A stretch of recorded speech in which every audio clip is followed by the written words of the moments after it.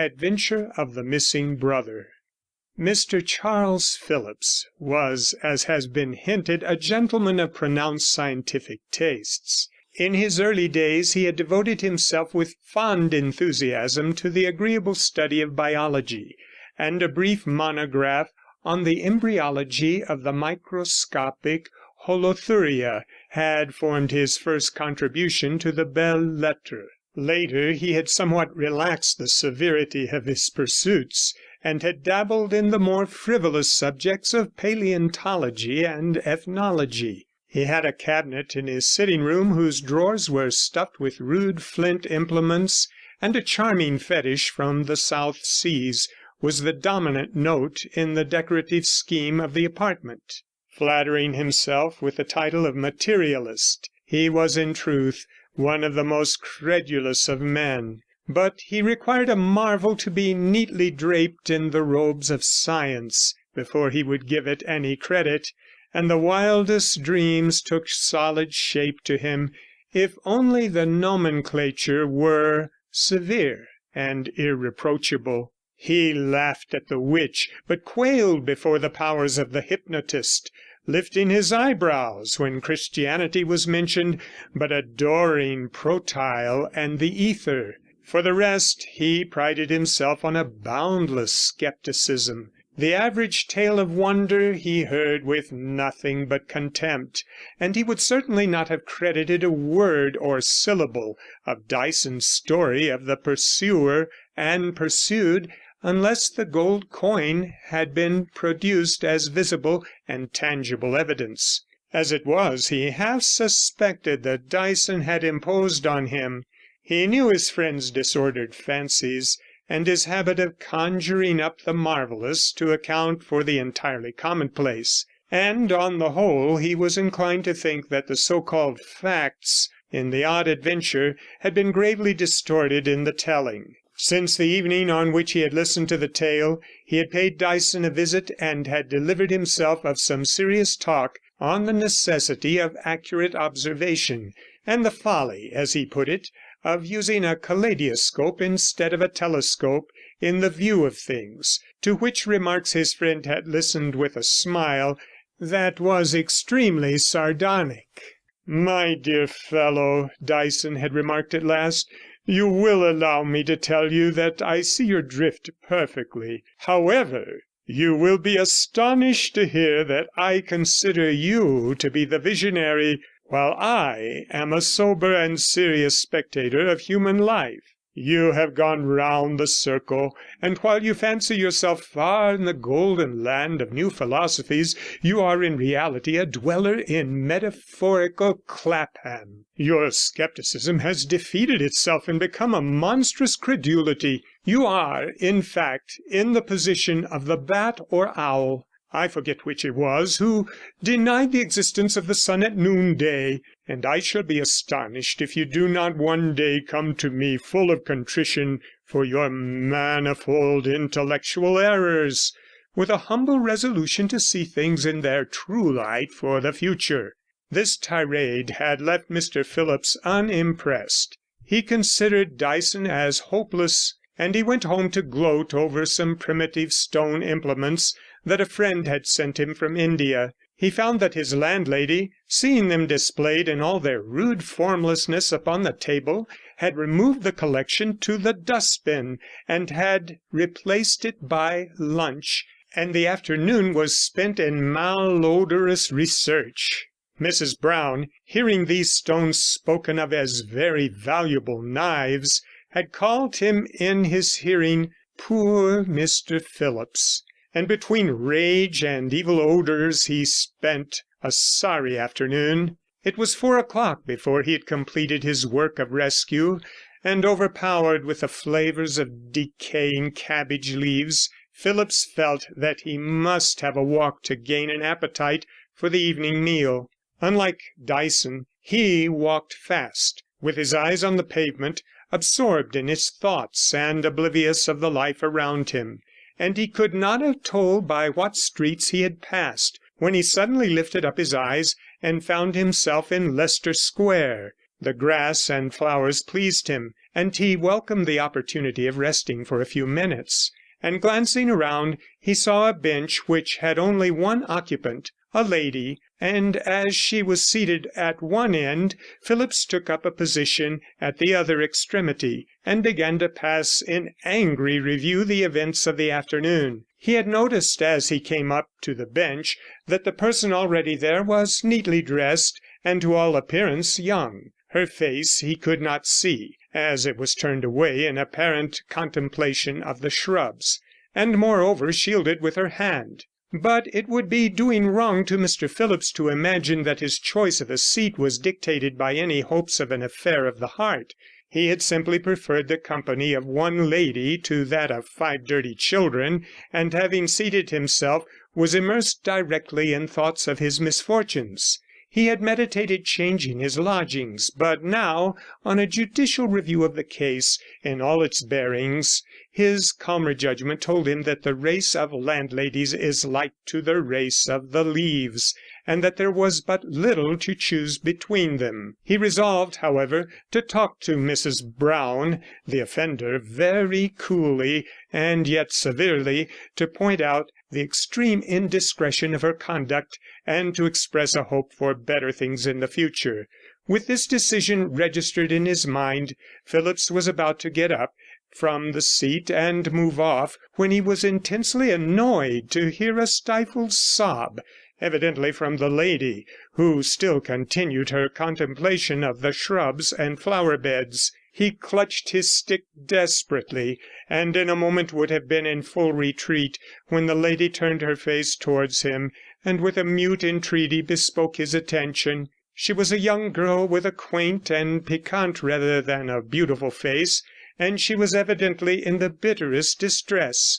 Mr. Phillips sat down again and cursed his chances heartily. The young lady looked at him with a pair of charming eyes of a shining hazel, which showed no trace of tears, though a handkerchief was in her hand. She bit her lip, and seemed to struggle with some overpowering grief, and her whole attitude was all beseeching and imploring. Phillips sat on the edge of the bench, gazing awkwardly at her, and wondering what was to come next, and she looked at him still without speaking. "Well, madam," he said at last, "I understood from your gesture that you wished to speak to me. Is there anything I can do for you? Though, if you will pardon me, I cannot help saying that it seems highly improbable." "Ah, sir," she said in a low murmuring voice, "do not speak harshly to me. I am in sore straits, and I thought from your face that I could safely ask your sympathy, if not your help." "Would you kindly tell me what is the matter?" said Phillips. "Perhaps you would like some tea." "I knew I could not be mistaken," the lady replied. "That offer of refreshment bespeaks a generous mind, but tea, alas, is powerless to console me. If you will let me, I shall endeavour to explain my trouble." "I should be glad if you would."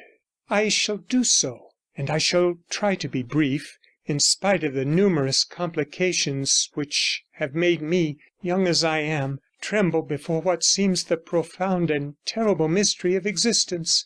Yet the grief which now racks my very soul is but too simple.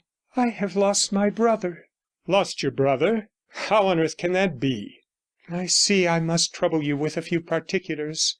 My brother, then, who is by some years my elder, is a tutor in a private school in the extreme north of London. The want of means deprived him of the advantages of a university education, and lacking the stamp of a degree, he could not hope for that position which his scholarship and his talents entitled him to claim.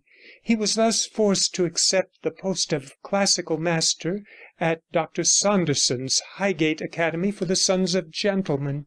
He has performed his duties with perfect satisfaction to his principal for some years.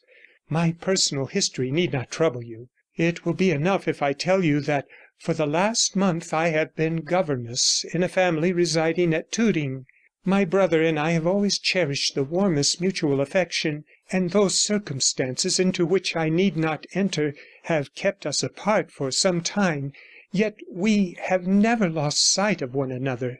We made up our minds that unless one of us was absolutely unable to rise from a bed of sickness, we should never let a week pass without meeting, and some time ago we chose this square as our rendezvous on account of its central position and its convenience of access.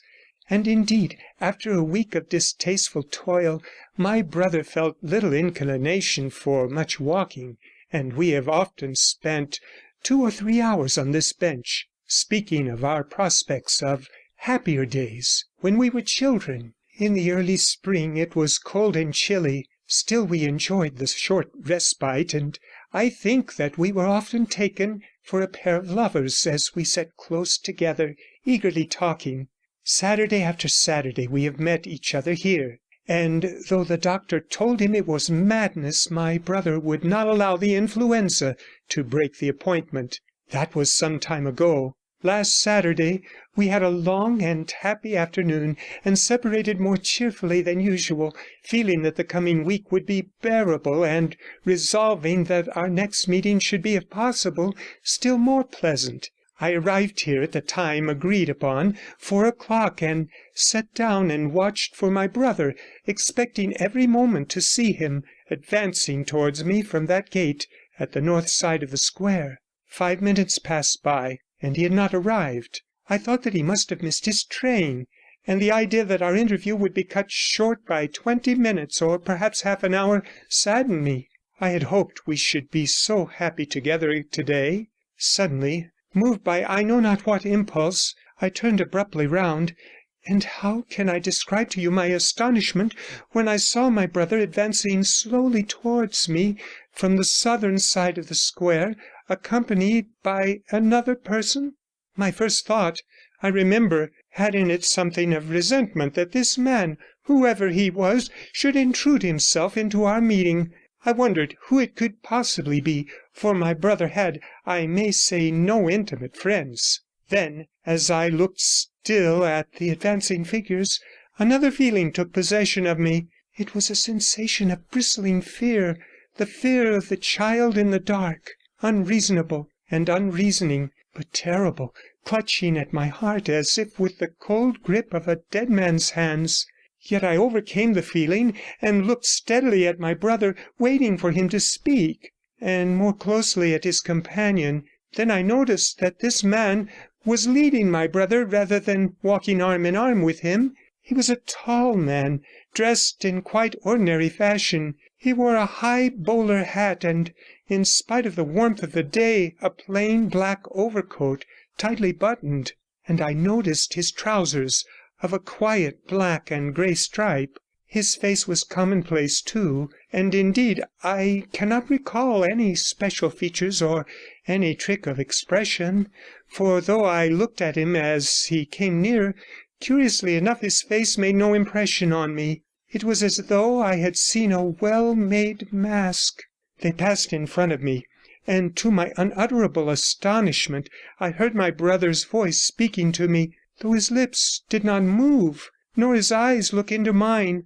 It was a voice I cannot describe, though I knew it, but the words came to my ears as if mingled with plashing water and the sound of a shallow brook flowing amid stones. I heard then the words, "I cannot stay," and for a moment the heavens and the earth seemed to rush together with the sound of thunder, and I was thrust forth from the world into a black void, without beginning and without end. For as my brother passed me, I saw the hand that held him by the arm and seemed to guide him, and in one moment of horror I realized that it was as a formless thing that has mouldered for many years in the grave. The flesh was peeled in strips from the bones and hung apart, dry and granulated, and the fingers that encircled my brother's arm were all unshapen, claw-like things, and one was but a stump from which the end had rotted off. When I recovered my senses, I saw the two passing out by that gate. I paused for a moment, and then with a rush as of fire to my heart, I knew that no horror could stay me, but that I must follow my brother and save him, even though all hell rose up against me. I ran out and looked up the pavement and saw the two figures walking amidst the crowd. I ran across the road and saw them turn up that side street, and I reached the corner a moment later. In vain I looked to right and left, for neither my brother nor his strange guardian was in sight. Two elderly men were coming down arm in arm, and a telegraph boy was walking lustily along whistling. I remained there a moment, horror struck, and then I bowed my head and returned to this seat where you found me. Now, sir, do you wonder at my grief? Oh, tell me what has happened to my brother, or I feel I shall go mad.' Mr. Phillips, who had listened with exemplary patience to this tale, hesitated a moment before he spoke. 'My dear madam,' he said at length, 'you have known how to engage me in your service, not only as a man, but as a student of science. As a fellow creature, I pity you most profoundly. You must have suffered extremely from what you saw, or rather from what you fancied you saw. For as a scientific observer, it is my duty to tell you the plain truth, which, indeed, besides being true, must also console you. Allow me to ask you, then, to describe your brother.' 'Certainly,' said the lady eagerly. 'I can describe him accurately. My brother is a somewhat young-looking man. He is pale, has small black whiskers, and wears spectacles. He has rather a timid and almost frightened expression, and looks about him nervously from side to side. Think! Surely you must have seen him. Perhaps you are an habitué of this engaging quarter. You may have met him on some previous Saturday. I may have been mistaken in supposing that he turned up that side street. He may have gone on, and you may have passed each other. Oh, tell me, sir, whether you have not seen him.' 'I am afraid I do not keep a very sharp lookout when I am walking,' said Phillips, who would have passed his mother unnoticed. 'But I am sure your description is admirable. And now, will you describe the person who you say held your brother by the arm?' 'I cannot do so. I told you his face seemed devoid of expression or salient feature. It was like a mask.' 'Exactly. You cannot describe what you have never seen. I need hardly point out to you the conclusion to be drawn. You have been the victim of an hallucination. You expected to see your brother. You were alarmed because you did not see him. And unconsciously, no doubt, your brain went to work, and finally you saw a mere projection of your own morbid thoughts, a vision of your absent brother, and a mere confusion of terrors incorporated in a figure which you can't describe. Of course, your brother has been in some way prevented from coming to meet you as usual. I expect you will hear from him in a day or two.' The lady looked seriously at Mr. Phillips, and then for a second there seemed almost a twinkling as of a mirth about her eyes, but her face clouded sadly at the dogmatic conclusions to which the scientist was led so irresistibly. 'Ah,' she said, 'you do not know. I cannot doubt the evidence of my waking senses. Besides, perhaps I have had experiences even more terrible. I acknowledge the force of your arguments, but a woman has intuitions which never deceive her. Believe me, I am not hysterical. Feel my pulse; it is quite regular.' She stretched out her hand with a dainty gesture, and a glance that enraptured Phillips in spite of himself. The hand held out to him was soft and white and warm, and as in some confusion he placed his fingers on the purple vein, he felt profoundly touched by the spectacle of love and grief before him. 'No,' he said, as he released her wrist, 'as you say, you are evidently quite yourself. Still, you must be aware that living men do not possess dead hands. That sort of thing doesn't happen. It is of course barely possible that you did see your brother with another gentleman, and that important business prevented him from stopping. As for the wonderful hand, there may have been some deformity, a finger shot off by accident, or something of that sort.' The lady shook her head mournfully. 'I see that you are a determined rationalist,' she said. 'Did you not hear me say that I have had experiences even more terrible? I too was once a skeptic, but after what I have known, I can no longer affect to doubt.'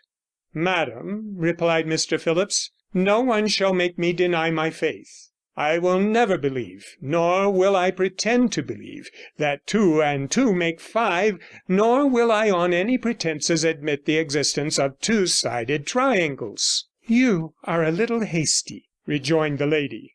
'But may I ask you if you ever heard the name of Professor Gregg, the authority on ethnology and kindred subjects?' 'I have done much more than merely hear of Professor Gregg,' said Phillips. 'I always regarded him as one of our most acute and clear-headed observers, and his last publication, the Textbook of Ethnology, struck me as being quite admirable in its kind.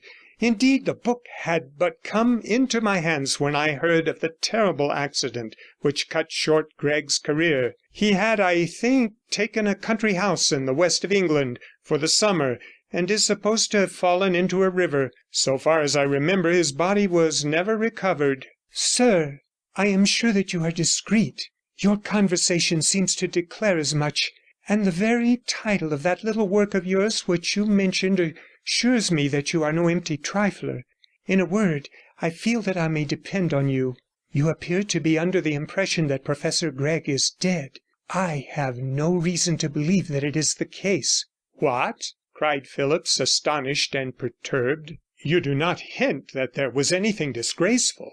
I cannot believe it. Gregg was a man of clearest character. His private life was one of great benevolence, and though I myself am free from delusions, I believe him to have been a sincere and devout Christian. Surely you cannot mean to insinuate that some disreputable history forced him to flee the country?' 'Again you are in a hurry,' replied the lady.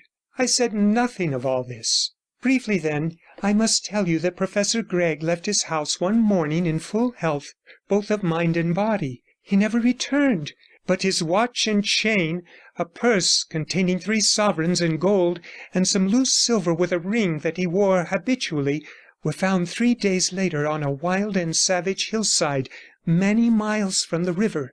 These articles were placed beside a limestone rock of fantastic form. They had been wrapped into a parcel with a kind of rough parchment, which was secured with gut. The parcel was opened, and the inner side of the parchment bore an inscription done with some red substance in the characters, which were undecipherable, but seemed to be a corrupt cuneiform.' 'You interest me intensely,' said Phillips. 'Would you mind continuing your story? The circumstance you have mentioned seems to me of the most inexplicable character, and I thirst for an elucidation.' The young lady seemed to meditate for a moment, and then she proceeded to relate the novel of the Black Seal. 'I must now give you some fuller particulars of my history. I am the daughter of a civil engineer, Stephen Lally by name, who was so unfortunate as to die suddenly at the outset of his career, and before he had accumulated sufficient means to support his wife and her 2 children. My mother contrived to keep the small household going on resources which must have been incredibly small. We lived in a remote country village, because most of the necessities of life were cheaper than in a town, but even so we were brought up with the severest economy. My father was a clever and well-read man, and left behind him a small but select collection of books containing the best Greek, Latin, and English classics, and these books were the only amusement we possessed. My brother, I remember, learnt Latin out of Descartes' Meditationes, and I, in place of the little tales which children are usually told to read, had nothing more charming than a translation of the Gesta Romanorum. We grew up thus, quiet and studious children, and in course of time my brother provided for himself in the manner I have mentioned. I continued to live at home. My poor mother had become an invalid and demanded my continual care, and about 2 years ago she died after many months of painful illness. My situation was a terrible one. The shabby furniture barely sufficed to pay the debts I had been forced to contract, and the books I dispatched to my brother, knowing how he would value them. I was absolutely alone. I was aware how poorly my brother was paid, and though I came up to London in the hope of finding employment, with the understanding that he would defray my expenses, I swore that it should only be for a month, and that if I could not in that time find some work, I would starve rather than deprive him of the few miserable pounds he had laid by for his day of trouble. I took a little room in a distant suburb, the cheapest that I could find. I lived on bread and tea, and I spent my time in vain answering of advertisements, and vainer walks to addresses I had noted. Day followed on day, and week on week, and still I was unsuccessful, till at last the term I had appointed drew to a close, and I saw before me the grim prospect of slowly dying of starvation. My landlady was good-natured in her way. She knew the slenderness of my means, and I am sure that she would not have turned me out of doors. It remained for me then to go away, and to try to die in some quiet place. It was winter then, and a thick white fog gathered in the early part of the afternoon, becoming more dense as the day wore on. It was a Sunday, I remember, and the people of the house were at chapel. At about 3 o'clock I crept out, and walked away as quickly as I could, for I was weak from abstinence. The white mist wrapped all the streets in silence. A hard frost had gathered thick upon the bare branches of the trees, and frost crystals glittered on the wooden fences, and on the cold, cruel ground beneath my feet. I walked on, turning to right and left in utter haphazard, without caring to look up at the names of the streets, and all that I remember of my walk on that Sunday afternoon seems but the broken fragments of an evil dream. In a confused vision I stumbled on through roads, half town and half country, grey fields melting into the cloudy world of mist on one side of me, and on the other comfortable villas, with a glow of firelight flickering on the walls, but all unreal, red brick walls and lighted windows, vague trees and glimmering country, gas lamps beginning to star the white shadows, the vanishing perspectives of the railway line beneath high embankments, the green and red of the signal lamps. All these were but momentary pictures flashed on my tired brain and senses numbed by hunger.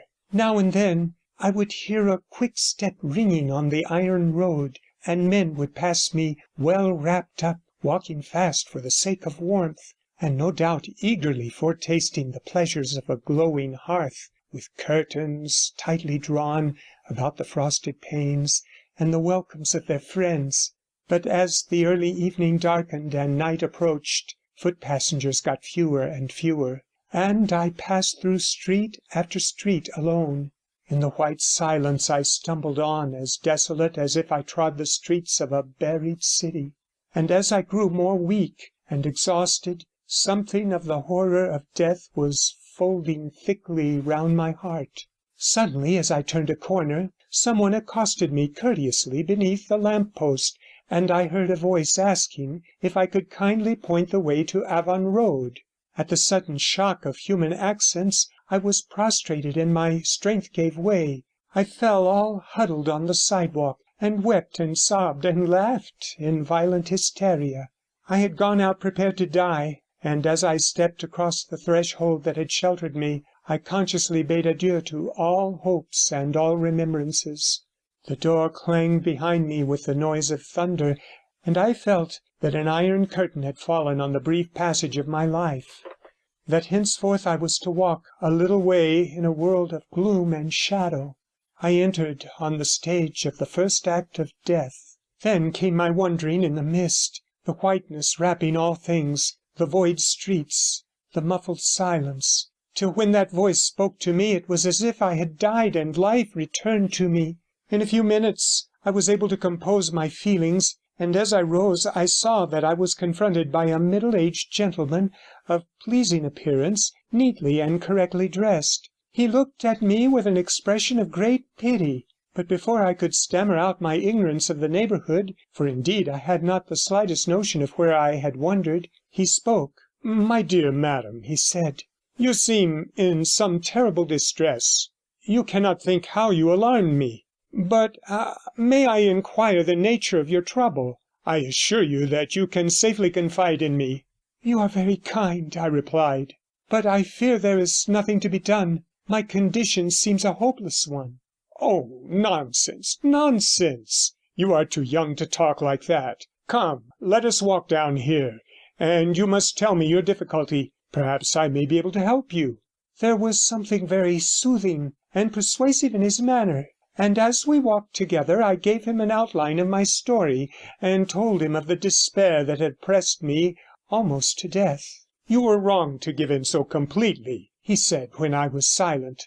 'A month is too short a time in which to feel one's way in London. London, let me tell you, Miss Lally, does not lie open and undefended. It is a fortified place, fossed and double moated, with curious intricacies. As must always happen in large towns, the conditions of life have become hugely artificial. No mere simple palisade is run up to oppose the man or woman who would take the place by storm, but serried lines of subtle contrivances, mines and pitfalls, which it needs a strange skill to overcome. You in your simplicity fancied you had only to shout for these walls to sink into nothingness, but the time is gone for such startling victories as these. Take courage. You will learn the secrets of success before very long.' 'Alas, sir,' I replied, 'I have no doubt your conclusions are correct, but at the present moment I seem to be in a far way to die of starvation. You spoke of a secret; for heaven's sake, tell it me, if you have any pity for my distress.' He laughed genially. 'There lies the strangeness of it all. Those who know the secret cannot tell it if they would. It is positively as ineffable as the central doctrine of Freemasonry. But I must say this, that you yourself have penetrated at least the outer husk of the mystery.' And he laughed again. 'Pray do not jest with me,' I said. 'What have I done? Que sais-je? I am so far ignorant that I have not the slightest idea of how my next meal is to be provided.' 'Excuse me, you ask what you have done? You have met me. Come, we will fence no longer. I see you have self-education, the only education which is not infinitely pernicious, and I am in want of a governess for my 2 children. I have been a widower for some years. My name is Gregg. I offer you the post I have named, and shall we say a salary of 100 a year?' I could only stutter out my thanks, and slipping a card with his address and a banknote by way of earnest into my hand, Mr Gregg bade me goodbye, asking me to call in a day or two. Such was my introduction to Professor Gregg, and can you wonder that the remembrance of despair and the cold blast that had blown from the gates of death upon me made me regard him as a second father? Before the close of the week I was installed in my new duties. The professor had leased an old brick manor house in a western suburb of London, and here, surrounded by pleasant lawns and orchards, and soothed with the murmur of ancient elms that rocked their boughs above the roof, the new chapter of my life began. Knowing as you do the nature of the professor's occupation, you will not be surprised to hear that the house teemed with books, and cabinets full of strange and even hideous objects filled every available nook in the vast low rooms. Gregg was a man whose one thought was for knowledge, and I, too, before long caught something of his enthusiasm, and strove to enter into his passion of research.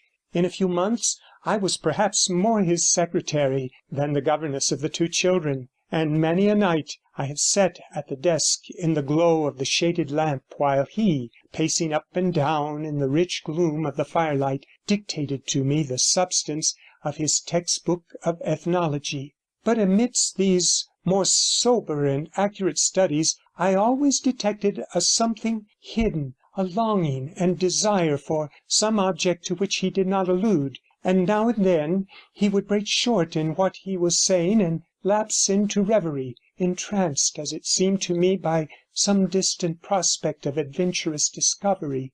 The textbook was at last finished, and we began to receive proofs from the printers, which were entrusted to me for a first reading, and then underwent the final revision of the professor. All the while his wariness of the actual business he was engaged on increased, and it was with the joyous laugh of a schoolboy when term is over that he one day handed me a copy of the book. "There," he said, "I have kept my word. I promised to write it, and it is done with. Now I shall be free to live for stranger things. I confess it, Miss Lally, I covet the renown of Columbus. You will, I hope, see me play the part of an explorer." "Surely," I said, "there is little left to explore. You have been born a few hundred years too late for that." "I think you are wrong," he replied. "There are still, depend upon it, quaint undiscovered countries and continents of strange extent. Ah, Miss Lally, believe me, we stand amidst sacraments and mysteries full of awe, and it doth not yet appear what we shall be. Life, believe me, is no simple thing, no mass of grey matter and congeries of veins and muscles to be laid naked by the surgeon's knife. Man is the secret which I am about to explore, and before I can discover him I must cross over weltering seas indeed, and oceans and mists of many thousand years.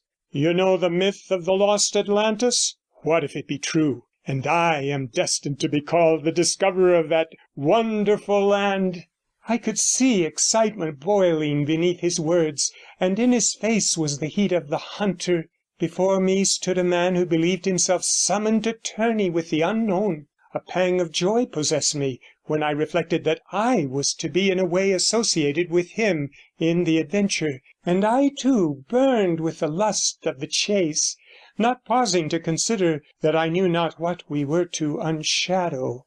The next morning Professor Gregg took me into his inner study, where ranged against the wall stood a nest of pigeonholes, every drawer neatly labelled, and the results of years of toil classified in a few feet of space. "Here," he said, "is my life. Here are all the facts which I have gathered together with so much pains, and yet it is nothing, no, nothing to what I am about to attempt. Look at this." And he took me to an old bureau, a piece fantastic and faded, which stood in a corner of the room. He unlocked the front and opened one of the drawers. "A few scraps of paper," he went on, pointing to the drawer, "and a lump of black stone rudely annotated with queer marks and scratches. That is all that the drawer holds. Here, you see, is an old envelope with the dark red stamp of 20 years ago, but I have penciled a few lines at the back. Here is a sheet of manuscript, and here some cuttings from obscure local journals. And if you ask me the subject matter of the collection, it will not seem extraordinary. A servant girl at a farmhouse who disappeared from her place and has never been heard of. A child supposed to have slipped down some old working on the mountains. Some queer scribbling on a limestone rock. A man murdered with a blow from a strange weapon. Such is the scent I have to go upon. Yes, as you say, there is a ready explanation for all this. The girl may have run away to London, or Liverpool, or New York. The child may be at the bottom of the disused shaft. The letters on the rock may be the idle whims of some vagrant. Yes, I admit all that, but I know I hold the true key. Look." And he held out a slip of yellow paper. "Characters found inscribed on a limestone rock on the Grey Hills," I read, and then there was a word erased, presumably the name of a country, and a date some 15 years back. Beneath was traced a number of uncouth characters, shaped somewhat like wedges or daggers, as strange and outlandish as the Hebrew alphabet. "Now the seal," said Professor Gregg, and he handed me the black stone, a thing about 2 inches long, and something like an old-fashioned tobacco stopper much enlarged. I held it up to the light, and saw to my surprise the characters on the paper repeated on the seal. "Yes," said the professor, "they are the same, and the marks on the limestone rock were made 15 years ago with some red substance, and the characters on the seal are 4,000 years old at least, perhaps more." "Is it a hoax?" I said. "No, I anticipated that. I was not to be led to give my life to a practical joke. I have tested the matter very carefully. Only one person besides myself knows of the mere existence of that black seal. Besides, there are other reasons which I cannot enter into now.' 'But what does it all mean?' I said. 'I cannot understand to what conclusion all this leads.' 'My dear Miss Lally, that is a question that I would rather leave unanswered for some little time. Perhaps I shall never be able to say what secrets are held here in solution. A few vague hints, the outlines of village tragedies, a few marks done with red earth upon a rock, and an ancient seal. A queer set of data to go upon? Half a dozen pieces of evidence, and 20 years before even so much could be got together. And who knows what mirage or terra incognita may be beyond all this? I look across deep waters, Miss Lally, and the land beyond may be but a haze after all. But still, I believe it is not so, and a few months will show whether I am right or wrong.' He left me, and alone I endeavoured to fathom the mystery, wondering to what goal such eccentric odds and ends of evidence could lead. I myself am not wholly devoid of imagination, and I had reason to respect the professor's solidity of intellect. Yet I saw in the contents of the drawers but the materials of fantasy, and vainly tried to conceive what theory could be founded on the fragments that had been placed before me. Indeed, I could discover in what I had heard and seen but the first chapter of an extravagant romance, and yet deep in my heart I burnt with curiosity, and day after day I looked eagerly in Professor Gregg's face for some hint of what was to happen. It was one evening after dinner that the word came. 'I hope you can make your preparations without much trouble,' he said suddenly to me. 'We shall be leaving here in a week's time.' 'Really?' I said in astonishment. 'Where are we going?' 'I have taken a country house in the west of England, not far from Caermaen, a quiet little town, once a city, and the headquarters of a Roman legion. It is very dull there, but the country is pretty, and the air is wholesome.' I detected a glint in his eyes, and guessed that this sudden move had some relation to our conversation of a few days before. 'I shall just take a few books with me,' said Professor Gregg. 'That is all.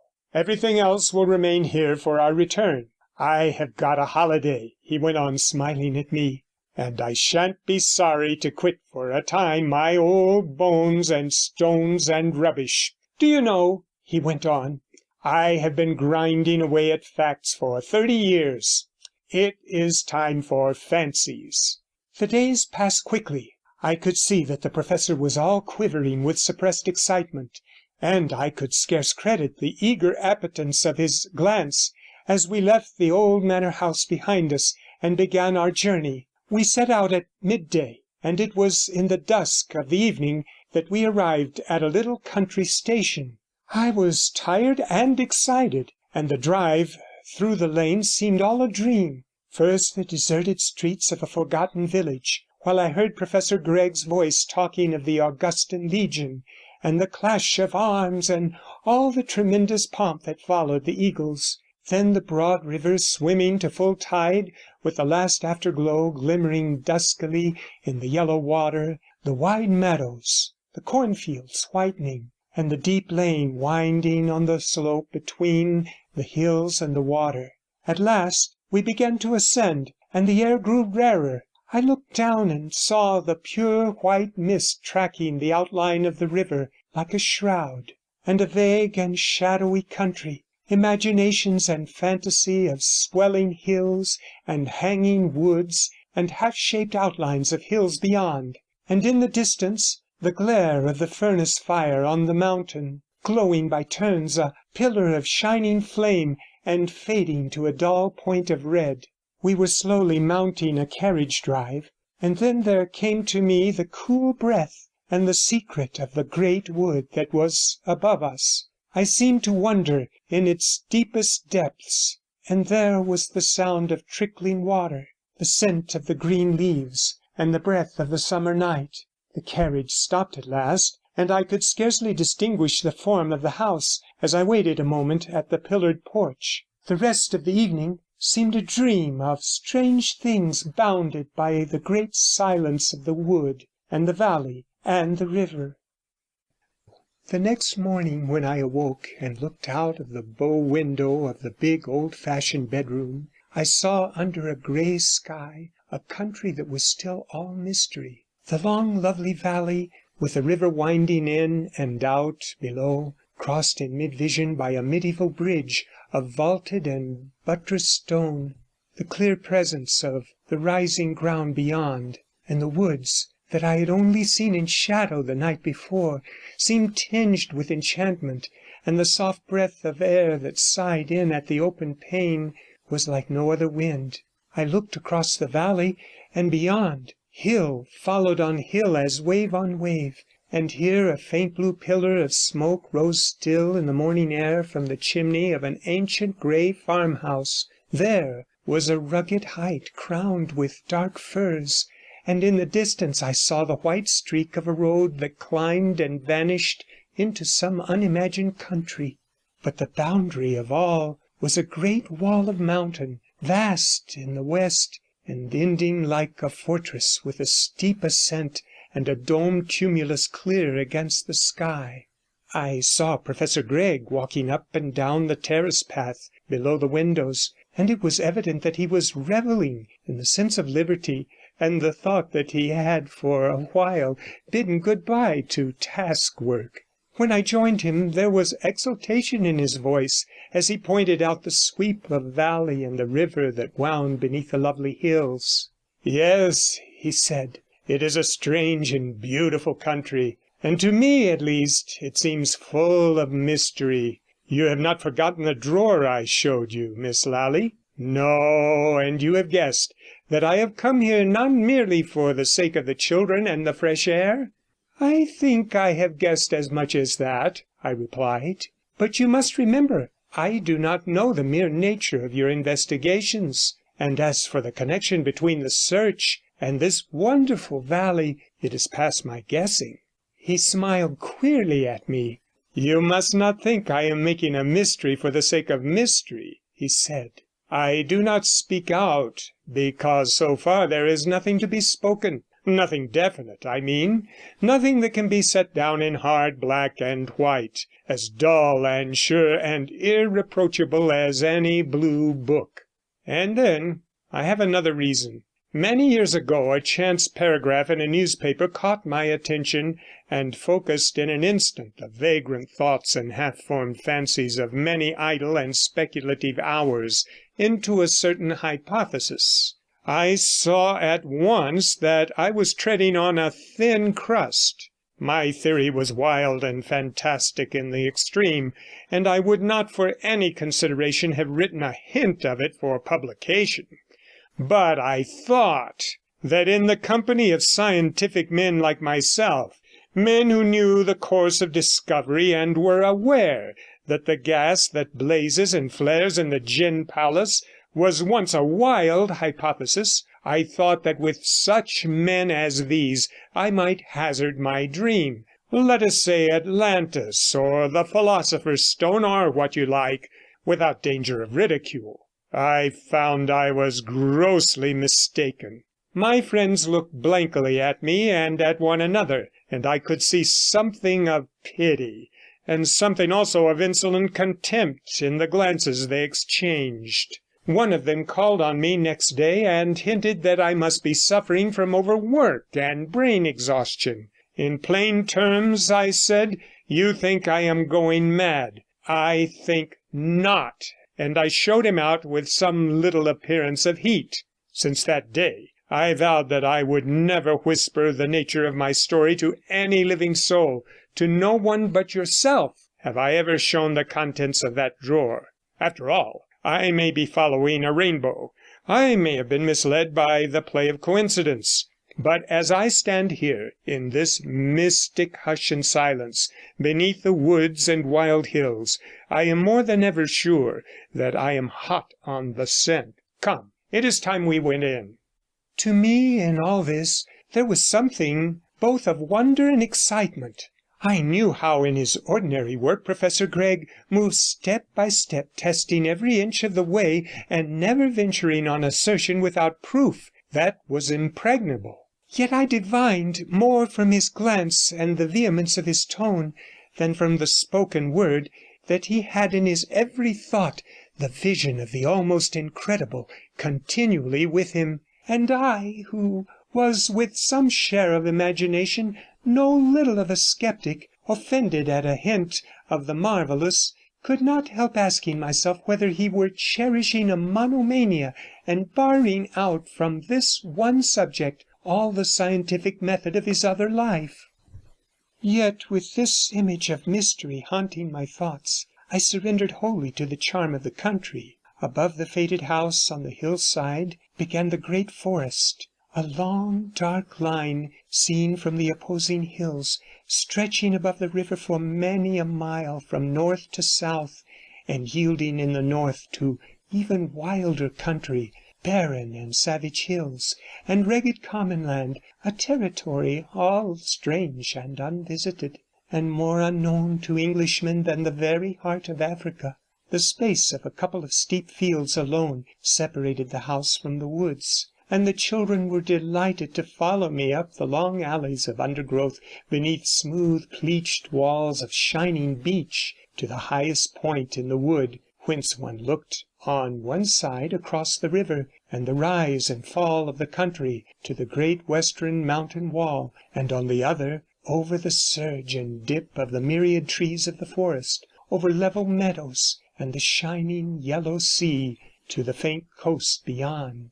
I used to sit at this point on the warm sunlit turf which marked the track of the Roman road, while the two children raced about hunting for the whinberries that grew here and there on the banks. Here, beneath the deep blue sky and the great clouds rolling like olden galleons with sails full-bellied from the sea to the hills, as I listened to the whispered charm of the great and ancient wood, I lived solely for delight, and only remembered strange things when we would return to the house and find Professor Gregg either shut up in the little room he had made his study, or else pacing the terrace with the look, patient and enthusiastic, of the determined seeker.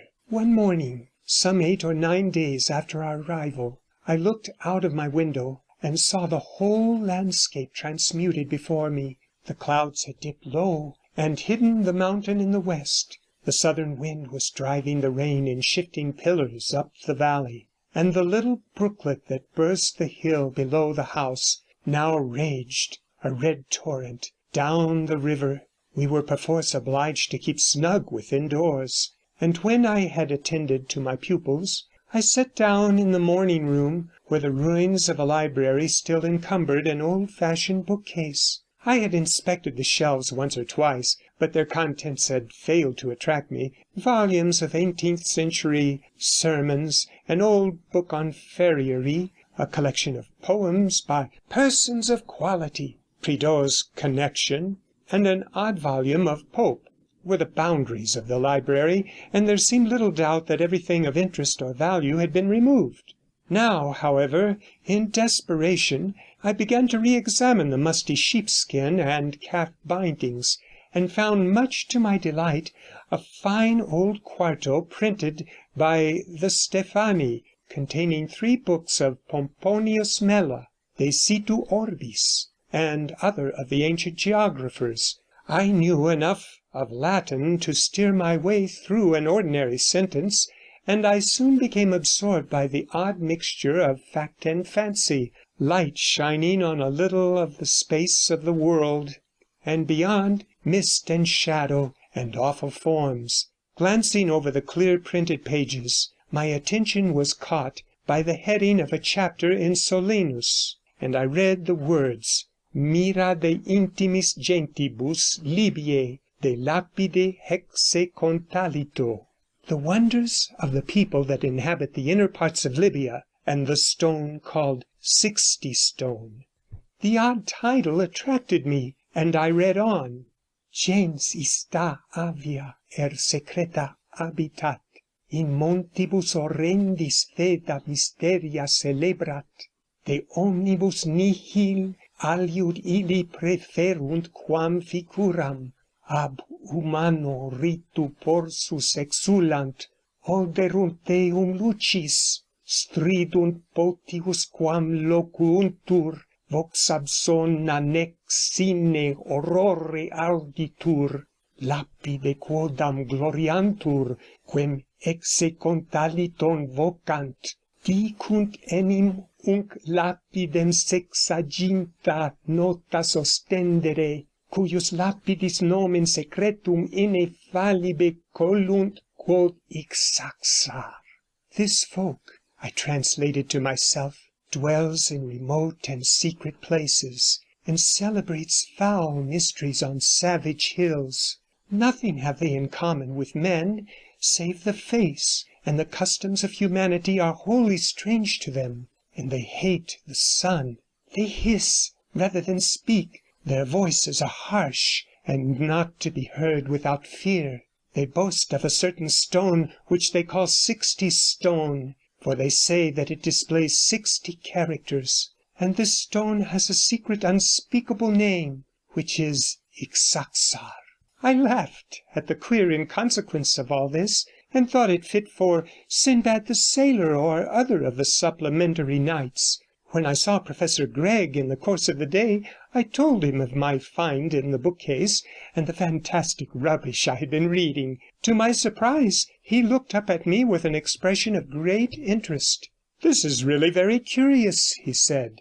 "I have never thought it worth while to look into the old geographers, and I dare say I have missed a good deal. Ah, that is the passage, is it? It seems a shame to rob you of your entertainment, but I really think I must carry off the book."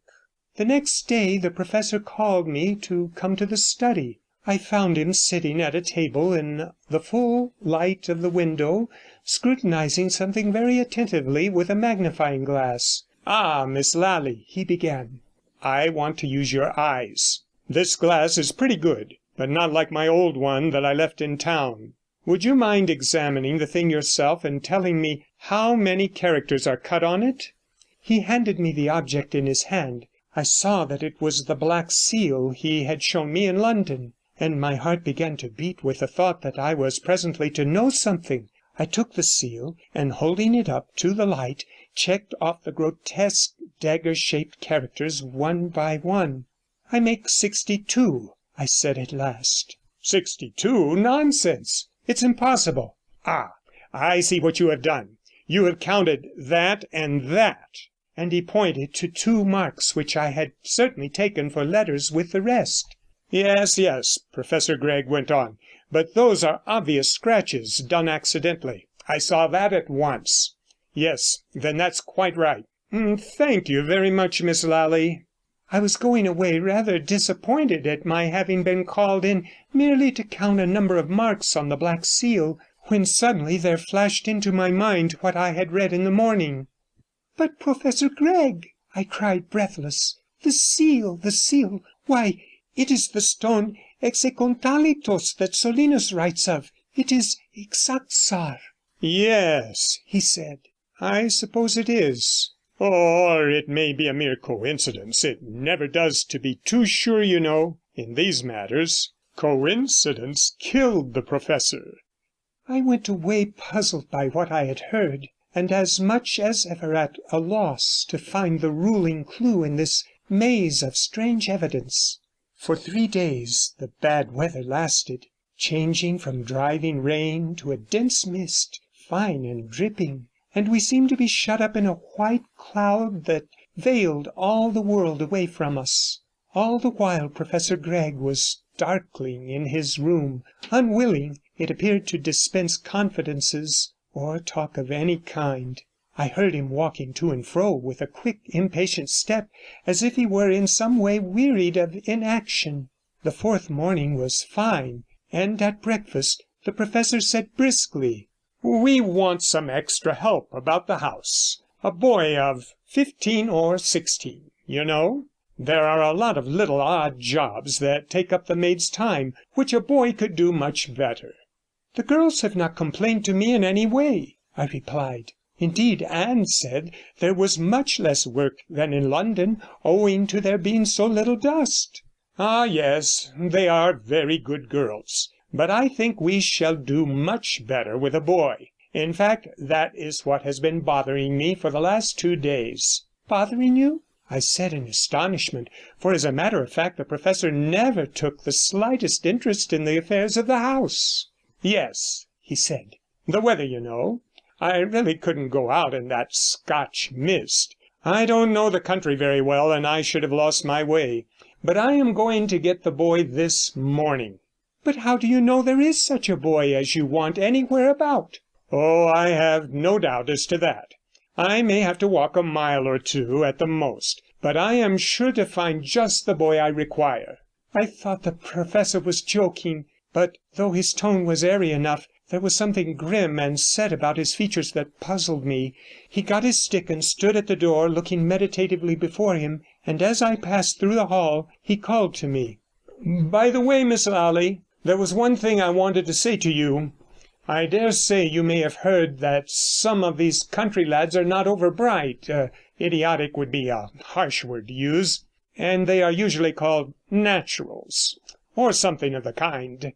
I hope you won't mind if the boy I am after should turn out not too keen-witted. He will be perfectly harmless, of course, and blacking boots doesn't need much mental effort.' With that he was gone, striding up the road that led to the wood, and I remained stupefied.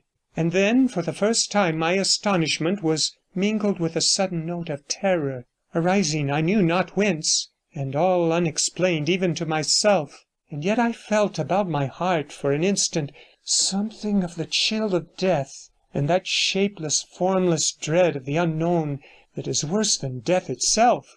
I tried to find courage in the sweet air that blew up from the sea, and in the sunlight after rain, but the mystic woods seemed to darken around me, and the vision of the river coiling between the reeds, and the silver grey of the ancient bridge, fashioned in my mind symbols of vague dread, as the mind of a child fashions terror from things harmless and familiar. 2 hours later Professor Gregg returned. I met him as he came down the road, and asked quietly if he had been able to find a boy. 'Oh yes,' he answered, 'I found one easily enough. His name is Gervase Craddock, and I expect he will make himself very useful. His father has been dead for many years, and the mother, whom I saw, seemed very glad at the prospect of a few shillings extra coming in on Saturday nights. As I expected, he is not too sharp, has fits at times, the mother said, but as he will not be trusted with the china, that doesn't much matter, does it? And he is not in any way dangerous, you know, merely a little weak.' 'When is he coming?' 'Tomorrow morning at 8 o'clock. Anne will show him what he has to do, and how to do it. At first he will go home every night, but perhaps it may ultimately turn out more convenient for him to sleep here, and only go home for Sundays.' I found nothing to say to all this. Professor Gregg spoke in a quiet tone of matter of fact, as indeed was warranted by the circumstance, and yet I could not quell my sensation of astonishment at the whole affair. I knew that in reality no assistance was wanted in the housework, and the professor's prediction that the boy he was to engage might prove a little simple, followed by so exact a fulfilment, struck me as bizarre in the extreme. The next morning I heard from the housemaid that the boy Craddock had come at 8, and that she had been trying to make him useful.